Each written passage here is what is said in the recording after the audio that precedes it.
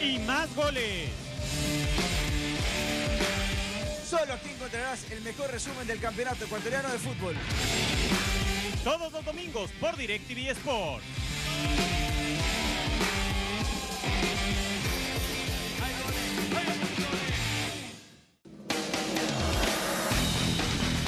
Los deportes y sus protagonistas no se detienen.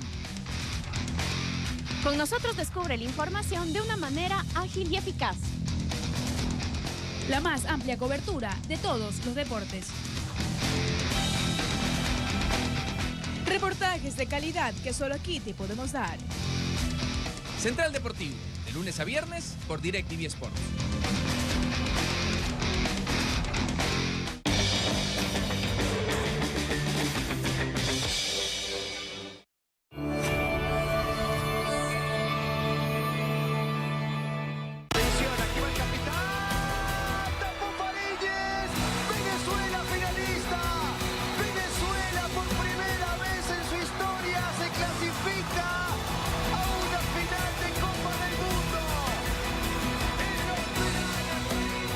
Y este reencuentro y esta posibilidad de volvernos a encontrar, y el saludo para todos ustedes muy pero muy afectuoso, por supuesto, para hablar con protagonistas del deporte, con gente que realmente nos da esa posibilidad de poder hablar y conversar de todos estos detalles que a través de la pantalla de DirecTV Sports usted lo puede vivir y tal vez quiero hasta querer convencerlo, ¿no? ¿Verdad? Rafael Edgar Dudamel, si mal no recuerdo.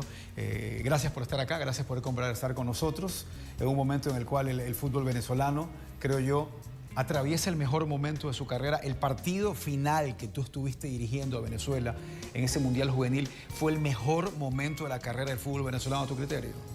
Hola, ¿cómo están? Buenos días. De verdad, para mí también es un gran gusto poder reencontrarnos.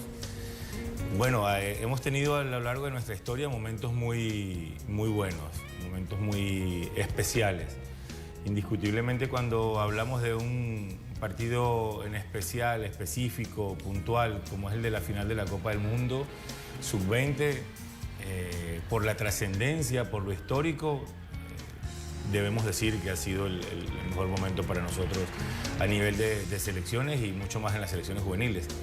Un partido, un torneo, una Copa del Mundo que va a ser recordada por siempre. A todos esos jugadores les cambió la vida, sí, para siempre. A todos los venezolanos, porque todo el país estuvo alrededor de la selección, no solamente los que estuvimos participando directamente, sino a todo el país. Así que comparto contigo que puede ser el partido más importante de la historia de nuestro fútbol. Y como técnico, ¿cómo preparas el discurso ese día? Porque uno sueña en el discurso que va a ser histórico para que cale bien a los muchachos. Unos muchachos que no tenían ansiedad dañina durante ese torneo, se los veía realmente metidos.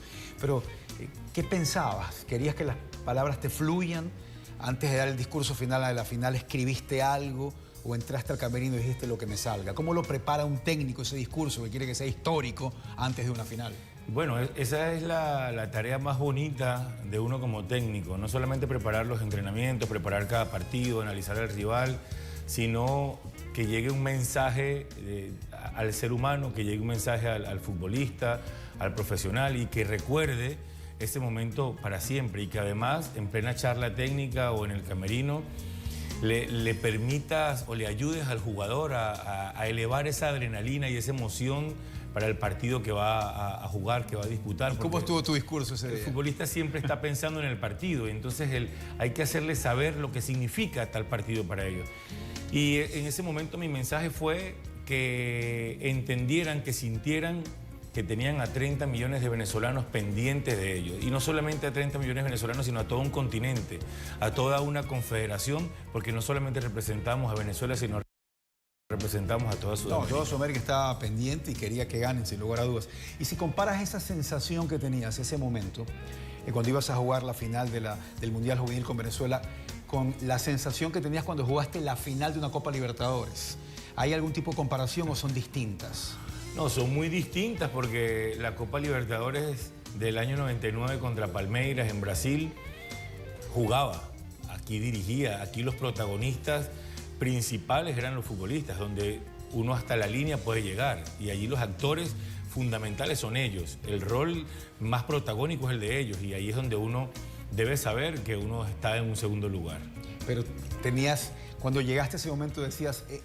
este barrio de sensaciones lo conozco ya o eran completamente distintas? Esas sensaciones de futbolistas las recuerdo y las empleo, ¿verdad? Las utilizo para saber cómo se puede estar sintiendo el futbolista, en qué momento poder acercarme, las palabras idóneas en determinado momento. Y luego entiendo que hay espacios que hay que respetarles al jugador, donde con su música, con sus rituales, con sus cábalas, con su tranquilidad, con su adrenalina, con su tenis fútbol, ellos van metiéndose en el juego y van llegando a su mejor punto para la competencia. ¿Tenías alguna cábala cuando jugabas? Mi mejor cábala era el trabajo en la semana. Era lo que me permitía llegar tranquilo a la competencia. Déjame ir un poco más atrás y empecé a hablar un poco de tus inicios como jugador para luego volver a meterme en lo que fue el sub-20. ¿Tú creciste en la ciudad o en el país menos futbolero de Sudamérica? ¿Eso es difícil? ¿O tú decías, no, yo estoy en una zona donde se juega mucho y no me importa que yo sea de Venezuela? ¿Es el país menos futbolero cuando tú naciste o cuando tú empezaste a jugar fútbol, el país menos futbolero de Sudamérica en ese momento? Lo que pasa es que cuando hablamos de tradición, de historia, de campeonatos ganados, de protagonismo en los torneos internacionales, esos antecedentes no juegan a nuestro favor. Pero luego cuando yo recuerdo que iba a los estadios de pequeño, de recoger pelotas y veía 10.000, 15.000 personas en un estadio, entonces, ¿cómo hablar de tradición o cómo decir que no teníamos veías tradición? 15.000 personas en un estadio. Entonces, de ahí mi entusiasmo y mi incentivo para continuar en el fútbol, de ahí tanta pasión por esta disciplina. Nací, crecí en un país muy beisbolero, pero siempre gustándome el fútbol y mucho más en la región en donde pude empezar a hacer mis estudios, donde terminar mis estudios de primaria, de secundaria y la universidad. En la ciudad de Mérida solamente se respira fútbol, en la zona de los Andes. Los Andes venezolanos es la única zona de todo el país donde se juega más fútbol que béisbol, podrías decir. Fútbol se juega en todo el país, béisbol en algunas regiones. Entonces, ¿cómo podemos hablar de que es un país nada más beisbolero? ¿Y siempre arquero? ¿O no. en tu momento estuviste jugando otra posición y de pronto terminaste atrás? Siempre me gustó de delantero. Después me fueron retrocediendo. No era lo más habilidoso, no era lo más dúctil posible para ser jugador de campo. Y como siempre cuento, por mi estatura sacaba mucha ventaja en las categorías infantiles. ¿Y en qué año ya te estableciste como arquero? ¿Cuántos años tenías tú cuando ya te quedaste definitivamente en el arco? No, desde los 12 años. Desde los 12 años. El paso por jugador de campo fue muy corto. ¿Y en qué momento te diste cuenta que ibas a ser profesional y por qué? Desde los 14 años ya me di cuenta que el fútbol profesional era mi meta. Porque sentía que era lo que me gustaba y solamente pensaba en fútbol. Esto es lo que quiero hacer, no hay forma que haga otra cosa en mi vida. Sí, y después poco a poco uno se va empapando, va adquiriendo los mayores conocimientos de cómo es la carrera y la vida, y Dios en la vida te va poniendo las posibilidades. ¿Jugaste más en Colombia que en Venezuela o va por ahí en cuanto al tiempo que jugaste profesionalmente en Venezuela y profesionalmente en Colombia? Sí, está a la par, pero la gran parte de mi carrera internacional fue en el fútbol colombiano. ¿Cuál era la sensación en Venezuela cuando sale un arquero venezolano para Argentina? Porque vas a Quilmes, si mal no recuerdo, ¿no? ¿Verdad? ¿Fue tu primera experiencia internacional esa ahí? No. Mi primera internacional fue en el Atlético Huila en el año 94. Y antes de llegar al fútbol argentino ya había pasado por Huila, por Santa Fe, luego voy a Quilmes, vengo al Deportivo Cali. Ese es el equipo con el que tal vez te pondría en el Salón de la Fama del fútbol colombiano, el Cali. ¿Es el equipo más representativo para ti en tu carrera en Colombia? Deportivamente, tanto Santa Fe como Deportivo Cali me permitieron formar parte de unas nóminas ganadoras. En diferentes momentos de mi carrera, cada club en el que milité fueron fundamentales. El Atlético Huila, porque fue la llegada al fútbol internacional, al fútbol colombiano, en aquel gran momento de Colombia, de Pacho Maturana, Estados Unidos 94, Valderrama, Asprilla, Córdoba. Y el llegar al fútbol colombiano, que yo había visto crecer, triunfar tanto, para mí era mi mayor meta, mi gran logro. Santa Fe, la capital, subcampeonato de Conmebol, establecerte en el fútbol internacional. Y luego Deportivo Cali, 3 años inolvidables, 3 años muy especiales, final de Copa Libertadores, Merconorte, subcampeón de Merconorte, campeón de Colombia. Entonces todos te van marcando en cada etapa de tu carrera. Déjame irme a ese Cali, al Cali del 98. Ahí estaba Mayer Candelo, creo que estaba Yepes también estaba en ese equipo. Gerardo Bedoya, Gerardo Víctor Bedoya. Bonilla, Toda la- Betancourt, Toda la Alex gente que Rivero. salió de ahí. Sí, jugadores que después pudieron estar en Argentina, en Brasil, en Europa y que han hecho una carrera brillante y que hoy cuando estamos todos prácticamente retirados, excepto Mayer Candelo, que todavía está Perú hasta hace poco lo desparramando vi por ahí. talento en el Deportivo Cali. Algunos de técnico, otros de dirigentes, otros de representantes futbolistas, han llevado una carrera muy exitosa. Se mantienen en contacto, es decir, donde se encuentran con este grupo, este equipo del Cali, hay emoción, no sé si se mensajean, no sé de qué manera puede haber tales contactos con ese grupo del Cali, me refiero. Y hay afectos muy grandes, muy fuertes, yo creo que imborrables. No tenemos una gran comunicación, sobre todo te hablo en mi caso porque con la selección, trabajando en Venezuela, yo hago vida en Cali con mi familia, pero cada vez que nos encontramos, que pude visitar a Yepes cuando dirigía el Deportivo Cali, o me cruzo con Alex Rivero en su carrera como representante, o veo a Mayer Candelo jugar, en donde nos encontramos, hay un afecto, hay unos recuerdos muy especiales que como te decía, son imborrables. ¿Cómo va a ser la transición ahora para empezar a manejar esta selección sub-20 de Venezuela, que sin lugar a dudas va a ser la base del futuro de Venezuela Mayor, con los que ya están establecidos en el equipo grande? Hay algunos que tienes que decirles no van a ir más y a otros que van a empezar a apoderarse de esos lugares, pero la transición va a ser lenta o tienes que hacerla inmediata. ¿Cómo vas a hacer esa transición? Nosotros no tenemos ninguna urgencia y por ende esa transición no tiene por qué ser urgente o inmediata. Tuvimos durante la Copa América Centenario en Estados Unidos un promedio de edad de 24 años, donde contábamos con jugadores de la jerarquía y del recorrido, de la experiencia de Vizcarrondo, que en los últimos partidos ya ha dado un lugar, ¿verdad? Ha abierto un lugar a jóvenes como Villanueva, como Velázquez, como Osorio, como Wilker Ángel, que han entendido todo y el gran aporte que han tenido para nuestra selección, pero que es hora de ese recambio. Cuando han estado dentro de la cancha nos han aportado su jerarquía, su liderazgo, y cuando no, también han sumado de manera muy positiva. Y ahora el espacio para los sub-20, primero deben entender que ya no pueden pensar más como juveniles, que tienen que cambiar el chip, que ahora tienen que hacerse unos hombres. Se acabó ya la... Se acabó, claro, se acabó esa etapa porque ya no son juveniles. Y ahora hay que empezar a darles ese lugar dentro de la selección absoluta para que ellos vayan entendiendo lo que significa la selección absoluta. Me hablabas de una convocatoria masiva que es la que tendrás. 70 personas con el cuerpo técnico. Vamos a empezar a trabajar entre los jugadores año 99, 2000, 2001, es decir, la sub-20, dividida en dos, porque los 2000, 2001 juegan los bolivarianos en noviembre, los 99 son del primer año de la sub-20, a partir de enero ya estar toda bien mezclada, compacta, y los jugadores de la absoluta que hacen vida en el torneo local. No quiero meterme todavía en lo del Mundial Juvenil, quiero hablar de largo de eso más adelante, quiero volver a retomar un poco algo de tu carrera. También fuiste a Sudáfrica. ¿Qué tal la experiencia ya de salir del continente y un lugar que no era muy cerca? Porque cuando estabas en Colombia, por último, estabas muy cerca de tu país. Sudáfrica estabas lejos. Tenía la posibilidad de ir a Chile o de ir a Sudáfrica. Y me sedujo mucho Sudáfrica. Recuerdo que al representante que me abrió esa posibilidad le pedí que no me comentara nada, que yo quería ir y conocer. ¿Fue a Pretoria? Fue a Johannesburgo, Mamelodi Sundowns. Allí estuve por más de un año.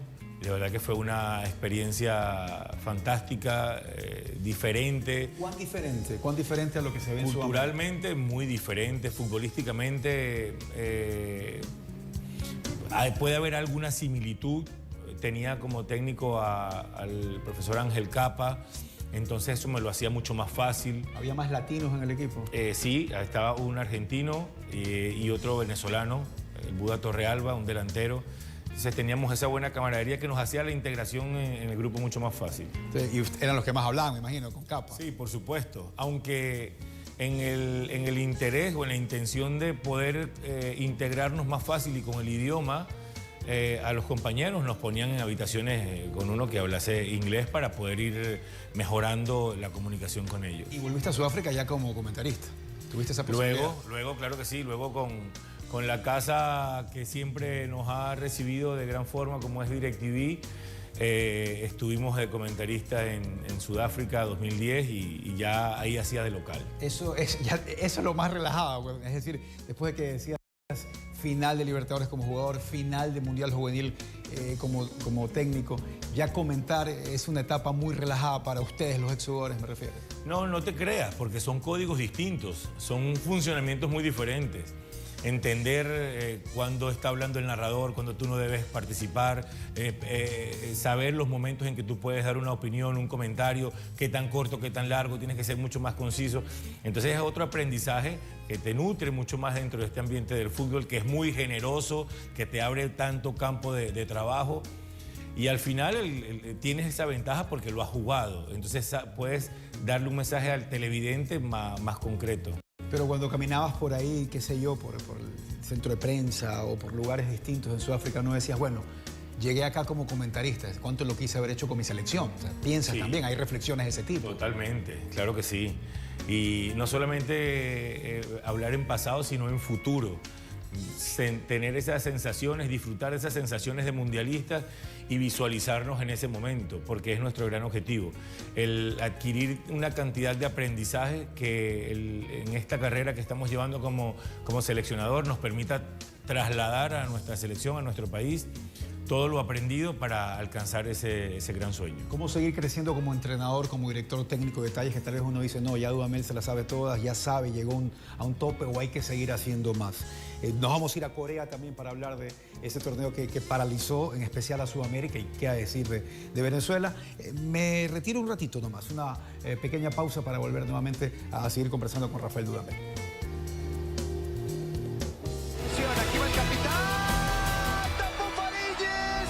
Venezuela finalista. Venezuela por primera vez en su historia se clasifica a una final de Copa del Mundo.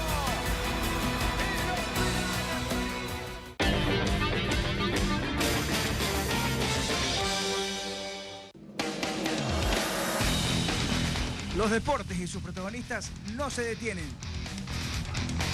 Y por ello te daremos la mejor información de primera mano. Todo, absolutamente todo del fútbol nacional e internacional. Con nosotros conoce algo más de nuestros deportistas. Central Deportivo, de lunes a viernes por DirecTV Sports.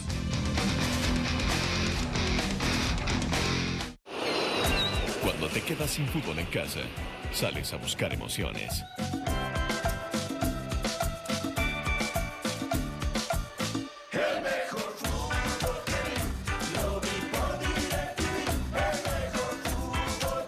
Pero nada más emocionante que un sillón de amigos para ver el campeonato ecuatoriano de fútbol. Disfruta de todos los partidos de la fecha sin bloqueo de señal, en vivo y en HD por DirecTV Sports. Envía un SMS con la palabra hincha al 77999 y activa tu programación con fútbol desde 1,17 centavos diarios, incluido impuestos. DirecTV prepago. Actívalo ya.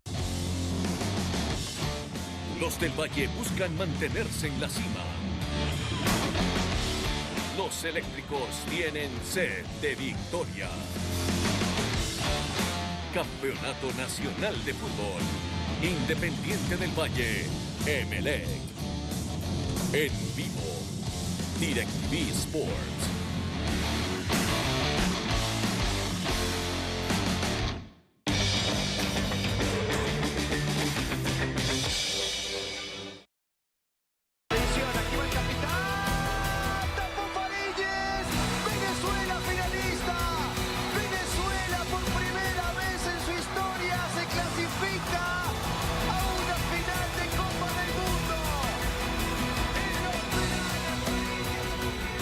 Mira, que antes de irnos estábamos hablando sobre ya meternos en el Mundial Juvenil, que yo no sé si ya te abombe, te preguntan siempre lo mismo y hablar, pues todavía está fresco, después de algunos años creo que va a haber más carga de hablar siempre de esto que va a ser eterno.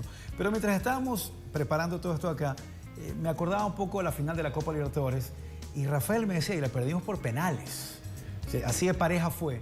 Pero no sé si cuando te vas a una final por penales, como arquero puedes quedar o mucho más feliz para toda la vida o mucho más triste para toda la vida.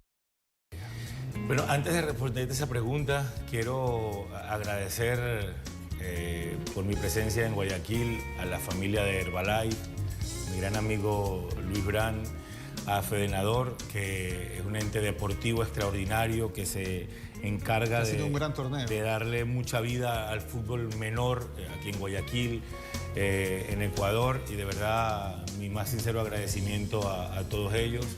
Y que les vaya muy bien el torneo. Claro que sí, vamos a estar compartiendo con tantos niños, hemos hecho varias actividades, rueda de prensa, conversatorio, y es muy enriquecedor compartir con tanta energía infantil. Bueno, cuando uno va a una final y llega a las instancias de los penales, es otro tipo de presión, de tensión, de responsabilidad, de exigencia. Y allí empiezas a analizar al rival desde otra forma. Ya no es lo táctico, ya no es lo colectivo, ya son los duelos individuales. Y allí hay que tener mucha frialdad, mucha tranquilidad para tú poder no solamente descifrar al rival, sino llevarlo hacia donde tú quieras. Y como arquero tú dices, ¿me voy a tirar siempre para un lado o tienes alguna idea más o menos de hacia dónde patea tal o cual jugador? Pero hoy con tanta tecnología ya puedes tener un indicativo qué gran porcentaje, qué gran probabilidades puede tener el pateador de patear a la derecha o izquierda. Los arqueros deben saber eso en un partido en el que puede haber la posibilidad de penal. Totalmente. Es una información que debe suministrar el preparador de arqueros. Y después hay algo que es del arquero, que es la intuición. Allí el que debe tener la capacidad de decidir es él. Y ese 98 que no había esa tecnología, ¿qué hiciste tú? No, sí, bueno, porque había la posibilidad de ir a espiar al rival, de mirar lo máximo posible en los videos. No se utilizaba tanto esta tecnología hoy en día, pero tenías una buena referencia. Bueno, y como arquero hiciste algunos goles, y ese golazo contra Argentina, tiro libre, me acuerdo, eso fue eliminatorias, no me acuerdo qué eliminatorias, rumbo a... No tengo claro cuál eliminatoria fue, creo que fue a Francia. Rumbo a Francia. Pero fue la única vez que me equivoqué.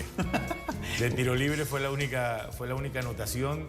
Fue un momento diferente en mi carrera y a partir de ahí muchos goles, pero de penal. La celebración que tuviste fue fantástica, como corrías y nadie te paraba, y no es para menos después de tremendo golazo de tiro libre. Cuando tú empezabas como arquero, ¿era vital aprender a jugar bien con los pies o eso ha evolucionado mucho ahora en el puesto de arquero? Todavía no era vital, pero el juego mismo te iba llevando a una participación con el juego en los pies, y después con la norma de la no devolución y poder tomarlo con la mano estabas obligado. Pero ya los entrenadores nos hacían participar en los espacios reducidos y quizás por personalidad, por característica, al no limitarme solamente a atajar o a recibir un gol, me gustaba mucho la participación del juego. En los entrenamientos que tú diriges ya con Venezuela, ¿hasta qué punto te metes con los arqueros? Porque no sé si quieras meterte más o estás manejando el equipo, pero siempre quieres ir para allá. No, respeto mucho el espacio de mis compañeros de trabajo. Entiendo que para poder desarrollar un cuerpo técnico de alta calidad, debo confiar en mi equipo técnico, en mi equipo de trabajo, y allí cada uno es autónomo en sus labores, luego de una planificación, luego de una organización de los tiempos de trabajo, del contenido del mismo. Cada uno tiene su espacio. ¿Y qué pasa si un arquero se acerca y te dice que quiere conversar algo sobre el puesto? O llamas al preparador y quieres que todos compartan. No, por supuesto que con muchísimo gusto. Lo hablamos, compartimos anécdotas, experiencias, y donde uno puede hacer una sugerencia, primero a través del entrenador de arqueros y luego directamente al arquero. Ojo, hay momentos de dispersión en donde, por supuesto, o con penales o con tiros libres, hasta donde nos den las rodillas, porque ya no estamos como cuando teníamos 25 o 20 años, participamos y bromeamos también. Es una manera de uno como técnico distenderse e involucrarse con el jugador. Hoy temprano, antes de hacer esta entrevista, conversaba con Carlos Luis Morales, arquero ecuatoriano, y le contaba que iba a estar conversando contigo. Y me decía, mira que Rafael, me decía, fue parte de una generación de arqueros en la que salió Chilaver, salió Dudamel, salió Tafarel, hablaba, Morales, fueron varios arqueros sudamericanos en esa década, 90 para adelante, que empezaron a ser estelares en sus respectivos países, en Paraguay, como te decía Chilaver, Tafarel en Brasil, Dudamel en Venezuela, Higuita en Colombia, Morales en Ecuador, y fue una buena generación de arqueros sudamericanos. Sí, y a eso le suma Burgos en Argentina, fue una generación muy buena de arqueros, de mucha jerarquía, de mucha personalidad, lo fundamental que debe tener el jugador en ese puesto. ¿Crees que es un puesto que tal vez los chicos no lo quieren jugar mucho? ¿Les gusta hacer más goles? Es lo normal, porque el jugador en las categorías infantiles siente el mayor éxtasis, el mayor disfrute en la celebración del gol. Pero después el arquero encuentra también en cada una de sus atajadas, al cortar un centro, al poder participar positivamente en su equipo, esa sensación de alegría. ¿Cómo fue la aceptación? ¿Cuál fue el comentario general en Venezuela cuando te nombran seleccionador? ¿Era un momento en que tal vez no había mucho que pelear? ¿Hubo rechazo, hubo respaldo? ¿Cómo lo tomaron? No, ya yo venía cumpliendo con el proceso de selección sub-17. Estaba ya con un trabajo muy adelantado en la categoría sub-20 y de verdad que sentí un respaldo, un apoyo, una aceptación general. No podemos nunca tapar o cohibir a la gente de sus opiniones. Algunos se inclinaban por algún técnico extranjero, pero la autoridad, la convicción con que nuestros dirigentes tomaron la decisión irradió mucha confianza en los medios y en nuestra gente. Y después, por supuesto, que todo queda en el trabajo, y en el trabajo inmediato era la Copa América, donde pudimos pasar la primera fase con un puntaje no perfecto, pero sí con buenos resultados, 2 triunfos, un empate, Jamaica, Uruguay y el empate ante México, y luego caer contra Argentina en cuartos de final nos permitía levantarnos de ese mal andar que tenía la selección en la eliminatoria. Tienes contratos hasta el 2022 y muchos de estos jugadores los conoces desde que tienen ¿cuántos años? Es decir, a ti no te va a pasar como otros técnicos que tienen que llegar a conocer a los jugadores. Los conoces más tal vez que cualquier otro técnico sudamericano que conozca a sus jugadores, porque los conoces desde que tienen 15, 16 años, a muchos de estos jugadores los va a tener quién sabe hasta cuándo. Es una ventaja conocer más de ellos como jugador, más de ellos como persona en este caso. Que uno los conozca a ellos y que ellos conozcan al técnico, cómo piensa, tener una filosofía bien definida, eso es fundamental. Tiene que haber una interrelación perfecta, muy correcta, y que de ahí en adelante el tenerlos desde tan jóvenes nos va a permitir tener mucho trabajo adelantado para la eliminatoria de Qatar 2022. Aterrizan en Corea, ¿y cuál era la mente de ustedes? Queremos pasar la primera fase, no, este equipo tiene para sorprender. ¿Qué tenían en mente? Ya en el sudamericano acá sorprendieron gratamente a todos, pero ¿cuál era la mentalidad cuando aterrizaron en Corea en el Mundial Juvenil? Es que cuando uno analiza las estadísticas históricas de los mundiales y ve que Argentina, Brasil, Uruguay están siempre siendo protagonistas, y tú vienes a un sudamericano y has competido de igual a igual con esas selecciones históricas, entonces esa es la mejor preparación para el Mundial, y de allí entonces tú entiendes para qué puedes estar en el Mundial. Nosotros teníamos como meta jugar los 7 partidos. Que la clasificación sudamericana es lo mejor que puede haber para dejarte listo. Totalmente, es la mejor medida, porque no clasificamos colgado de los palos por una diferencia de un gol. Clasificamos con autoridad, clasificamos con mucha autoridad, incluso ganándole a Ecuador y a Uruguay, que ocuparon el primero y el segundo lugar. Uruguay, campeón de Sudamérica, empatamos 0-0 en el primer partido, y luego le ganamos 3-0 en el hexagonal final. Entonces, esos son indicativos y con convencimiento, jugando bien, que fortalecer, con mucha autoridad. Cuando llegamos al Mundial, teníamos el propósito de jugar 7 partidos. 7 partidos para jugar la final. Después debes entender que tienes que ir juego a juego. No puedes jugar el séptimo si no pasas la primera fase. Entonces, ir partido a partido con el mayor enfoque y el mayor análisis y respeto por cada rival. Y bajo ese concepto, ¿consideras que las eliminatorias sudamericanas al Mundial son las más bravas, las más difíciles? Totalmente, eso no tiene comparación, eso no tiene discusión alguna, porque no lo juegas en 15 días, no lo juegas en 3 semanas como se juega un sudamericano. Se juega a lo largo de 3 años y durante 3 años tienes que manejar tantas circunstancias en cuanto al nivel, a los momentos de los futbolistas, que estás atravesando un buen momento en la eliminatoria, ganas 1 o 2 partidos consecutivos y de repente tienes que esperar 6 meses para volver a jugar. Entonces, se interrumpe ese buen momento. La eliminatoria sudamericana, además de la calidad de los rivales, es incomparable en calidad. Vuelvo a Corea, ves el grupo, te tenías a Alemania, a Vanuatu y a México. Y te toca arrancar con Alemania. Era lo que hubieran, no sé si hubieran preferido arrancar contra Vanuatu, equipo debutante al que le ganaron fácilmente, pero o tal vez salir de Alemania de entrada para ver realmente cómo llegaban y qué estaban hechos. ¿Te gustó arrancar contra Alemania en el Mundial? Para nosotros el Mundial comenzó contra Italia, que fue nuestro último partido de preparación en nuestro periplo en Italia. Jugamos contra Sampdoria, contra la Juventus, 1-1, contra la Sampdoria 2-0 y después fuimos a la casa de la selección italiana y ahí empatamos 0-0. Allí comenzó nuestro Mundial.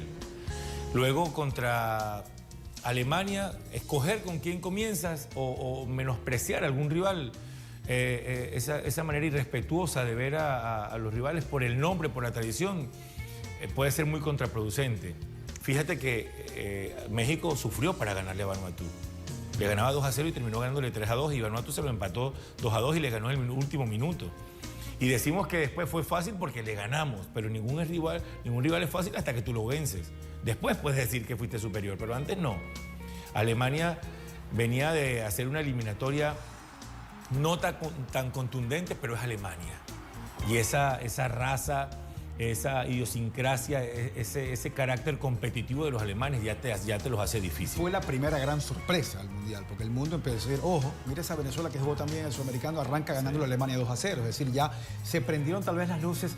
Sudamérica lo conocía tal vez, pero ya el mundo, ya Europa dijo, deja ver qué tiene esta Venezuela, ¿no? El técnico alemán había estado aquí en Ecuador viendo el sudamericano y cuando fuimos al sorteo de la Copa del Mundo, su coordinador deportivo nos dejaba saber, nuestro entrenador está muy preocupado, está muy inquieto por Venezuela. Ellos sabían de nuestros argumentos y nosotros de sus capacidades. Y en los torneos cortos, el primer partido te marca mucho el rumbo de la selección. Fue aquí en el Sudamericano contra Uruguay, 0-0, y en el Mundial contra Alemania, el 2-0, que sí nos fortaleció y nos abrió el camino. Nos llenó de convicción, nos llenó de seguridad. Me dice, se respeta al rival, todo, la ética, la actitud, estoy de acuerdo, pero igual, después de arrancar ganando la Alemania, ¿se podía entrar un poco más relajado contra Vanuatu o para nada? Ese es el error. Que porque le ganaste a Alemania, cree que lo demás va a ser fácil.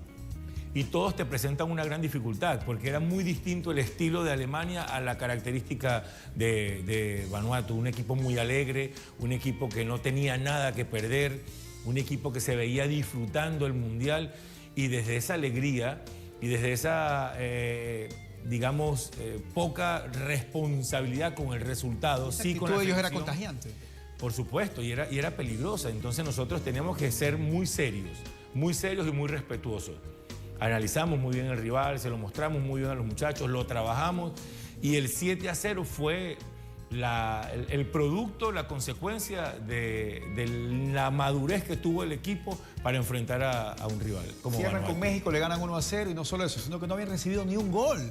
Ya en ese momento, sí, ya el mundo entero hablaba de ustedes. Sí, ya lo he hecho contra Alemania y Vanuatu me mostraba a mí la fortaleza y la claridad en los objetivos que teníamos. Yo analizaba el partido contra Alemania y habían cositas por corregir. Veía el partido contra Vanuatu y habían cositas por seguir mejorando. Y luego cuando veo el partido contra México, lo veo 1, 2, 3 veces y no encuentro un detalle que corregir de la selección. Pulido los dos primeros partidos. Allí me di cuenta que estábamos para seguir creciendo y llegar a la final. ¿Y qué detalles corregiste, por ejemplo? Siempre los funcionamientos en defensa, llevar todo ese funcionamiento, cada movimiento a la intensidad y a la exigencia nuestra y no que el rival te exija y tú respondas. Estar siempre anticipándonos a lo que vaya a ser el rival para no pasar mayores apremios. Mantener en el mayor nivel de concentración a los jugadores. No, el problema no es tanto con la pelota, sino mantener los niveles de atención altos en los torneos cortos y cuando aparece el agotamiento, cuando aparece la saturación por los días concentrados. Estuvimos casi 60 días concentrados, hasta el último día del Mundial, y desde el primer día de preparación estuvimos casi 60 días concentrados. En muchachos, en jóvenes de 18 y 19 años, eso no es fácil. Yo no sé si ha pasado más con el deportista sudamericano, pero yo noto ahora que ya hay un cambio en la forma de ver los partidos, en la actitud de poder decir, tal vez no voy a poder hacer 5 goles hoy, pero voy a poder mantener mi actitud siempre de concentración, ir hacia adelante y estar metido en el juego. Y veo que en los últimos años ha habido una evolución importante en esa parte mental, que antes no la tenía tanto el futbolista sudamericano, era más el europeo, más el estadounidense en otros deportes, pero esa transición al trabajo más mental y más a la actitud del deportista sudamericano está dando muy buenos resultados. Es de hace poco esto de aquí. De poco se le han metido más en la cabeza a los deportistas sudamericanos. Antes era tanto así o era menos. Se ha profesionalizado muchísimo el trabajo con las selecciones juveniles. Hoy, además de lo físico, de lo técnico, de lo táctico, el preparador de arqueros, hoy atacamos mucho la parte emocional, que va directamente con lo mental. El que el jugador pueda tener un equilibrio emocional antes, durante y después del partido. Antes para prepararse, durante para poder jugarlo y después para manejar el triunfo o la derrota, es lo que a ellos los hace más maduros. Y de allí que el trabajo con los psicólogos, con el coach motivacional, te facilita mucho mejor, mucho más el trabajo al futbolista, conociéndolo con más profundidad y sabiendo, de acuerdo a estos análisis, cómo tener que trabajar al futbolista. ¿Qué tiempo te toma conocer a tu jugador así?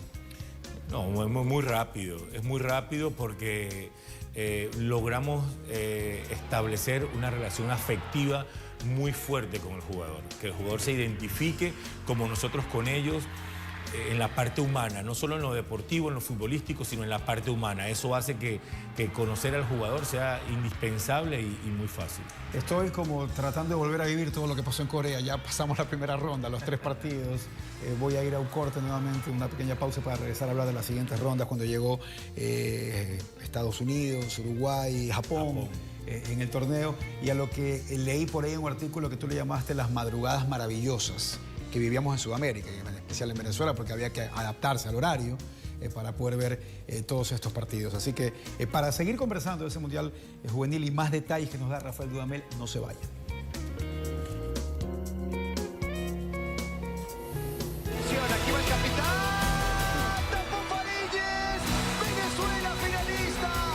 Venezuela por primera vez en su historia se clasifica a una final de Copa del Mundo.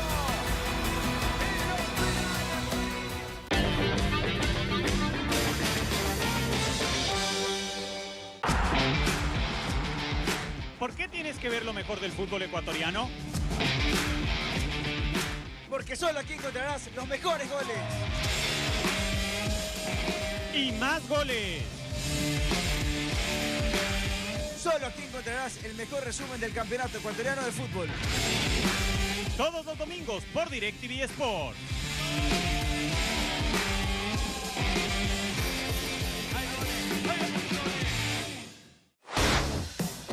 Y los jugadores lo insultan, le devuelven el insulto y siguen jugando.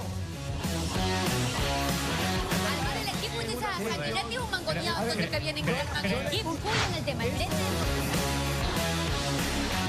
Estoy cansado de que a los técnicos ecuatorianos le den el Titanic hundido. Pues está saliendo en vivo. Está pirateando la señal.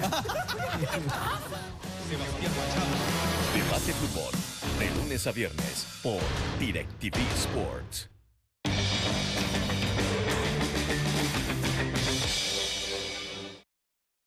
Aquí va el capitán, Tapón Farílles, Venezuela finalista.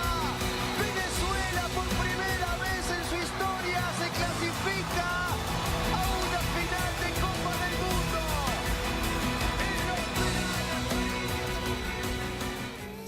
Nos quedamos en la primera ronda del Mundial Juvenil. Por eso le decía yo a Rafael, no, esto te va a acompañar toda la vida y ojalá haya otros logros para que, bueno, digan, ahora tengo también para hablar de esto de acá. No sé hasta qué punto la obsesión, si es que es obsesión, es clasificar al Mundial con la selección mayor. ¿Eso es una obsesión, una obligación? ¿Cómo lo tomas tú? Es una meta, es un objetivo, es un sueño que se ha convertido en una obsesión. Sobre todo, no por un capricho de Dudamel, no por un capricho de nuestro cuerpo técnico, es porque es la ilusión de todo un país, es nuestro gran anhelo y se convierte en una obsesión porque siento que tenemos los jugadores con las capacidades idóneas y acordes para lograrlo. Eso es lo que te iba a preguntar. Este es un escenario importante, interesante, tomando en cuenta la base de la selección juvenil para la próxima eliminatoria. Van a tener mucho espacio, el que se sigan ganando, porque lo hecho en el Mundial ha sido contundente, ha sido meritorio para poder estar. Sin embargo, no van a ser la prioridad. Tenemos una selección adulta bastante joven, de mucha experiencia, pero a lo largo de la eliminatoria estos sub-20, subcampeones del mundo van a ir creciendo y se van a ir ganando un espacio. Y por ejemplo, en el resto de esta eliminatoria actual, rumbo a Rusia, quedan 4 partidos.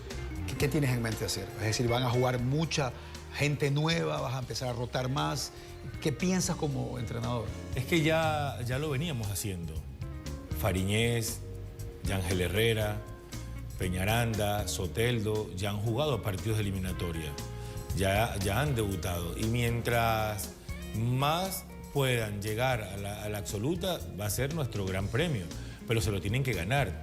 Se lo tienen que ganar no solamente con lo que hagan en sus clubes, cómo se consoliden en sus respectivos equipos, sino también con la madurez que demuestren tener para poder afrontar este reto que es mucho mayor, mucho más exigente. Ellos han demostrado que son capaces de estar a la alta competencia, pero esta exigencia es mayor y hay que ir abriéndoles espacios e ir llevándolos a este ritmo que es muy distinto al juvenil. Y la transición es difícil, no son máquinas, a veces hay que estar atentos cómo reacciona el humano.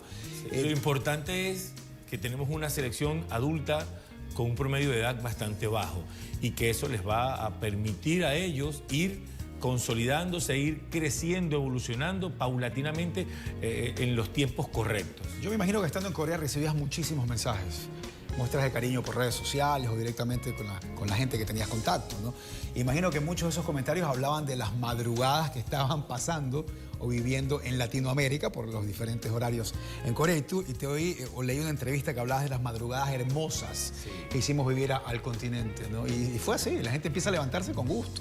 Es que madrugadas son sinónimos de rumba, madrugadas son sinónimos de emergencia, madrugadas es sinónimo de un trasnocho totalmente distinto a una emoción futbolera. Y los horarios de aquel continente con el nuestro nos hacía en esta parte del mundo tener a nuestros familiares, amigos, seguidores del fútbol pegados al televisor, a los despertadores, a la familia, a nuestros hijos, a mi esposa y a la del cuerpo técnico, a las novias, a todo el mundo de los futbolistas pendientes. Entonces fueron sin duda alguna unas madrugadas felices, maravillosas, porque la selección no se cansó de dar alegrías y sobre todo desde un funcionamiento colectivo que ha hecho ilusionarnos a todos. Hablaba siempre que este fue un grupo muy, pero muy enfocado. Era una especie de jugadores jóvenes ya como veteranos. Sí. Sabían lo que estaban haciendo. Total, era verles fuera de la cancha siendo juveniles, siendo jóvenes, siendo muchachos. Pero cuando se colocaban la camisa para entrenar o para jugar, eran unos hombres altamente competitivos. Entonces era un contraste bien particular, porque en el día a día tú los ves tan muchachos, tan tranquilos, pero después a la hora de jugar, a la hora de competir, era donde tú les conocías lo mejor de ellos. No había esa ansiedad dañina que podría existir, o los niveles de ansiedad los manejaban bastante bien. Te puedo contar que mi momento más preocupante fue antes de jugar contra Estados Unidos, que entre partido y partido fue donde hubo un lapso mayor, que hubo 5 días. Y sentí que el equipo se me caía, sentí que el equipo mentalmente se me iba. Me reúno con mi cuerpo técnico y digo, bueno, tenemos que montarnos encima de los muchachos porque hay que despertarlos, hay que elevarles los niveles de atención nuevamente. Y ellos tan tranquilos, tan aplomados, tan maduros. Y cuando llegó la hora de competir, se devoraron el partido. Generamos más de 20 opciones de gol. Al final terminamos ganando 2-1, pero muy superiores a un rival que te digo, de la previa, la actitud de los muchachos era admirable. Te me fuiste a Estados Unidos, pero quería ir a Japón, porque Japón fue el primer partido que jugaron una vez superada la fase sin que les marquen ningún gol y vienen a Japón. ¿Cómo prepararon el partido con Japón? ¿Qué habías visto de Japón? ¿Qué había visto y qué había sufrido ya en el Mundial Sub-17? ¿Eran muchos de los mismos jugadores japoneses? Varios. Y además es la cultura que les hace tener un funcionamiento tan correcto, tan impecable, tan coordinado, tan sincronizado. Y yo les decía a los muchachos, estos nos van a hacer correr, estos nos van a exigir físicamente al máximo. Tácticamente teníamos una lectura clara, pero era en la parte física donde teníamos que estar conscientes del desgaste que debíamos tener y cómo debíamos ocupar rápidamente los espacios. Hoy, en un gran porcentaje, los rivales te llevan a una gran amplitud, a una distracción, a una amplitud para luego atacarte. Mientras que Japón buscaba mucho juego interior, mucha participación de sus volantes internos. Y de ahí que teníamos que estar compactos y cortitos. Los primeros 20, 25 minutos fueron todos nuestros, pero después sentimos el rigor en lo físico y los japoneses no paraban. Era un partido de un mínimo detalle y en una pelota quieta, y desde la experiencia de Yangel Herrera y la sincronía en nuestro trabajo de pelota preconcebida, Yangel manda adelante a Ferraresi, da un paso hacia atrás y le gana por una milésima de segundo el tiempo al defensor. Eso marca toda la diferencia. Totalmente. Pero esas diferencias, esos pequeños detalles los puedes solamente tener a tu favor cuando el equipo está completamente concentrado. Y preparado totalmente también, como lo decías. Cuando terminan estos partidos, por ejemplo, todos los que jugaste, ¿rescatas algo de lo que viste del otro equipo, del otro técnico? Es decir, haces un apunte que dices, me gusta eso, voy a poder implementarlo. Y saber cuándo poder incluirlo. Porque tú vas viendo, vas disfrutando y vas admirando de tus rivales sus capacidades. Y por supuesto que sí, hay que reconocer que son muchas las virtudes que uno destaca en el rival. Y después, de acuerdo a tu estilo, de acuerdo a la característica de tus jugadores, cómo poder ir sumándoselo en un momento para hacer de tu equipo algo mucho más completo. Ok, vuelvo al tema que tú me estabas hablando. Se le ganó a Japón, venía a Estados Unidos. ¿Por qué dices que se te fue el grupo? ¿O que sentías? No sentía. ¿Pero qué viste? Porque es que fueron muchos días entre partido y partido. ¿Pero que se fueron al shopping? No, para nada. Nuestros jugadores eran de su habitación a su comedor, de su comedor a su habitación, al entrenamiento. Nosotros generábamos alguna actividad para poder distenderlos, pero les sentía frío, el ambiente, lo sentía muy distendido, no me gustaba. Yo nada más con verle a los ojos, yo ya sé qué está pensando el jugador, cómo se está sintiendo, está teniendo algún problema, tiene alguna inquietud. Nada más con verle a los ojos, con verle caminar, ya yo les conozco. Y sentía la necesidad de reanimarlos. Pero era esa madurez que ellos mostraban de estar tranquilos, calmados, cuando debían estarlo. Y cuando cambiaban el chip, que activaban el botón carácter competitivo, allí eran inigualables. ¿Y cómo te diste cuenta? ¿Cómo me hablas de que tenían el aplomo y todo? Que ya hablaste con ellos, ya te diste cuenta que no había ningún problema. ¿En qué momento se te fue a ti esa sensación? No, era ver al tercer día que estaban como demasiado tranquilos. Yo decía, ¿será que ya me les está pegando la nostalgia? Y no, forma parte al final de la adrenalina que tú vas sintiendo del partido, de querer ganar siempre, que no puedes descuidar ningún detalle. Ok, llegamos a Estados Unidos, el siguiente rival de... Hablemos futbolísticamente del partido. Veníamos de verlo. Y ahí les marcan el primer gol. Veníamos de verlo ganar contra Nueva Zelanda a ellos con un resultado muy abultado. Y yo no sabía si era muy bueno para Estados Unidos haber ganado por ese resultado. O era muy bueno para nosotros y que nos elevaba el nivel de respeto hacia nuestro rival. Al final, luego de haber podido observar directamente el partido contra Nueva Zelanda, me di cuenta del rival y de la calidad del contingente que vamos a tener al frente. Como en cada partido, el informe para los muchachos, tanto en físico como en digital, y el trabajo en la cancha, llegamos con una idea muy clara de lo que teníamos al frente, pero con una convicción y una fortaleza mucho más grande de nuestro estilo y de nuestro juego. Y le superamos de principio a fin. Recibimos sí un gol en los últimos minutos, pero ya... ¿Fue saludable recibir ese gol? Sí, yo creo que sí, nos sacábamos esa tensión del mantener el arco en cero, aunque lo hacíamos con mucha naturalidad. pero el equipo no estaba pendiente de mantener el arco en cero. El arco en cero era producto del buen funcionamiento colectivo, desde nuestros atacantes siendo nuestros primeros defensores hasta nuestra solidez defensiva y la jerarquía de nuestro arquero. Y de igual forma los goles que marcábamos eran producto desde nuestro inicio de juego, nuestra construcción de juego y la finalización en atacantes y en volantes que siempre estuvieron muy claros en cómo tenían que funcionar. Y llega Uruguay, ¿hubieras preferido a ese rival en semifinales o hubieras preferido otro? ¿Había beneficios de que sea sudamericano y haber jugado? No, quiero, o tal vez conocerse mucho. Antes de llegar a Uruguay te quiero contar una anécdota. Al finalizar el partido, ¿Cómo estábamos? Sí, estábamos allí fuera del camerino, al frente quedaba el cuarto del doping, donde habían jugadores de Estados Unidos y nuestros, y se me acerca el coordinador de Estados Unidos, de nacionalidad colombiana, y me dice, nosotros sabíamos que iba a ser prácticamente imposible, pero teníamos que intentarlo. Y eso a mí me hizo sentir una alegría, una satisfacción. Venir ese comentario de uno de nuestros colegas era hacerme dar cuenta de cómo nos veían de afuera, porque estábamos nosotros muy pendientes de lo nuestro adentro y ya veíamos que con el respeto y la admiración que veían a nuestros muchachos. Eso fue un gran aliciente para nosotros y se lo transmití a mi cuerpo técnico.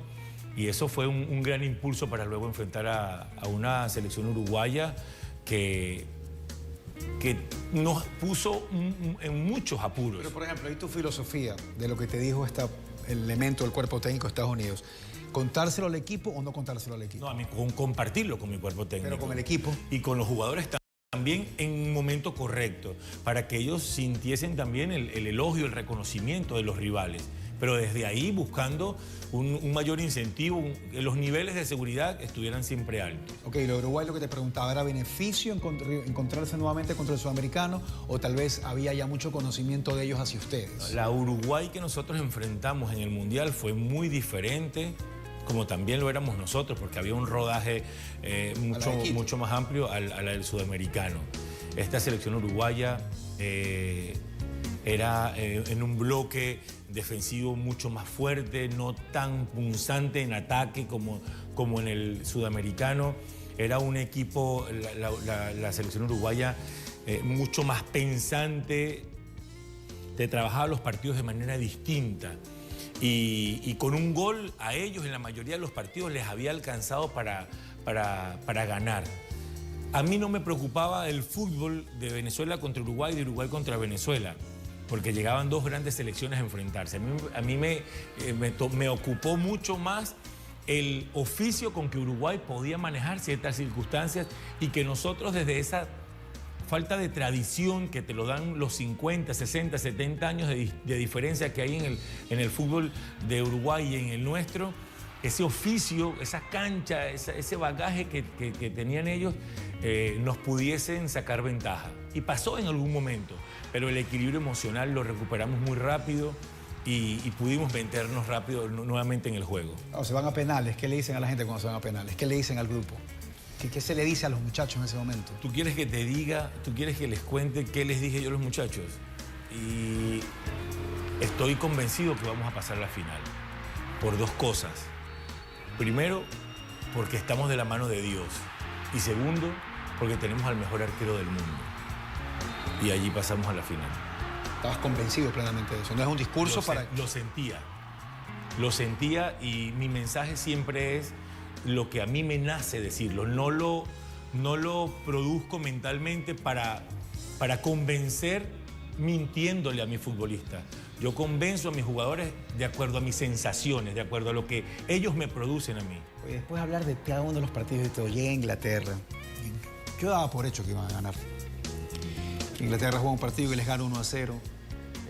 ¿En qué momento a ti te agarró eso de ahí? ¿En qué momento regresaste a tu habitación solo? ¿Hablaste con algún familiar? ¿En qué momento te golpeó o nunca te golpeó? ¿Hubo más razones de orgullo que esa lamentación que también está dentro ahí de las sensaciones? No, a mí cada derrota me golpea muy fuerte. Pero la dreno con mi cuerpo técnico, la dreno en mi habitación cuando me comunico con mi esposa y allí se me fueron las piernas. Allí... ¿Estando con el cuerpo técnico o hablando con tu esposa? No, hablando con mi esposa. Porque lo tuvimos muy cerca. lo tuvimos muy cerca. Han sido más de 30 años en mi vida como futbolista, como técnico, como hombre de fútbol y por supuesto que me hubiese encantado alzarme con la Copa del Mundo. ¿Y si vuelves a jugar con ellos les ganas? Pero más por mis jugadores, por mi país, entendiendo cómo iba a marcar ese gran logro para toda nuestra gente, para estos muchachos, verlos crecer con un campeonato del mundo, porque después uno a lo largo de la carrera ha ganado y ha perdido muchos partidos y esas sensaciones van y vienen, pero de la manera como iba a marcar la vida de mis futbolistas y la vida de nuestro país, el impulso que iba a ser para el fútbol de Venezuela, me dio en el alma. Entonces, ¿te gustaría volver a jugar contra ellos? Hoy sin haber jugado 3 partidos en prórroga y ellos con la frescura de no haberlo hecho, hoy, desde la frescura de ambos equipos, no nos ganan. ¿Y hubo algún comentario entre técnicos y técnicos, cuerpo técnico, así como el Estados Unidos acercó a hablar? ¿Hubo algún diálogo entre ustedes al final o no? Siempre al final intenta uno el acercamiento con el técnico rival, ganando o perdiendo, por el respeto, por el profesionalismo que debemos tener. Y hubo reconocimiento, hubo palabras de reconocimiento antes del partido en la rueda de prensa y después del partido, de ellos hacia nosotros y de nosotros hacia ellos. Hubo un gesto de respeto, de admiración, cuando ellos hacen el pasillo. De verdad que fue algo muy, muy emotivo. Podríamos hablar creo que una hora más, si es posible, Rafael, pero ya conociste cómo es este negocio con DirecTV y hasta cuánto siempre el tiempo está ahí apretando.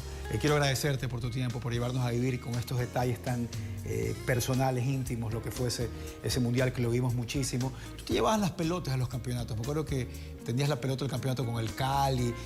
¿Qué souvenir te llevaste del Mundial Juvenil para tu colección personal? Me gusta coleccionar los banderines. Y debajo de ella, cada leyenda.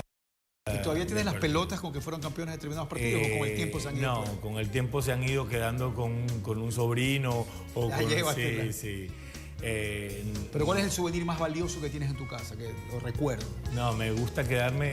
En algún momento coleccionaba las camisetas. Si tenía la oportunidad de intercambiarla con algún amigo, rival de turno, rival deportivo.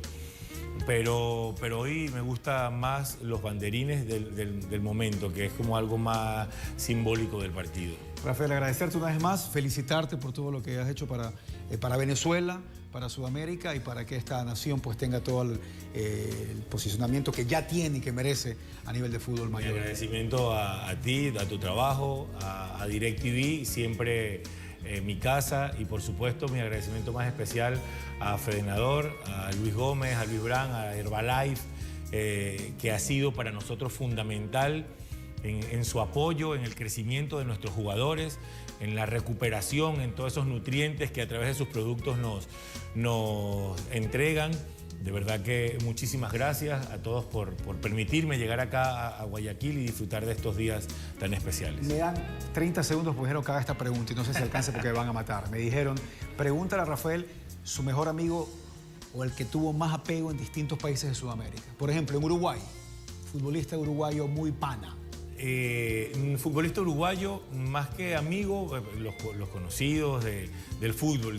No haber jugado en Uruguay no me ha permitido la vida tener un gran amigo en Uruguay, pero tengo amigos en Colombia, tengo amigos en Argentina, en Brasil, en Perú, en por Ecuador. supuesto en Venezuela. Un gran amigo del fútbol, de la vida, Oscar Córdoba, Gerardo Bedoya, hablarte de los extranjeros, pero tengo muchos amigos por doquier donde voy.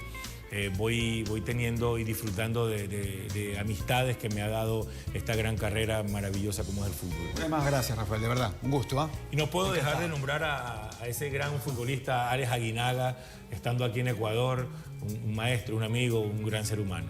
Gracias a Rafael, gracias a toda la gente, a todo este montaje para poder conversar y revivir estos momentos de ese mundial y muchos otros más con Rafael Dudamel. Así que nos reencontramos, quién sabe cuándo, pero sé que va a ser muy, muy rápido.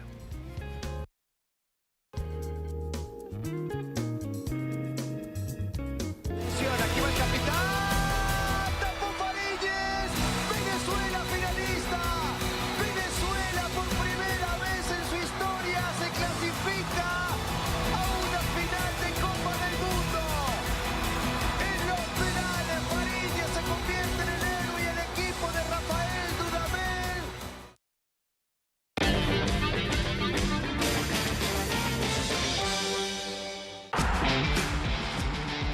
¿Por qué tienes que ver lo mejor del fútbol ecuatoriano? Porque solo aquí encontrarás los mejores goles. Y más goles.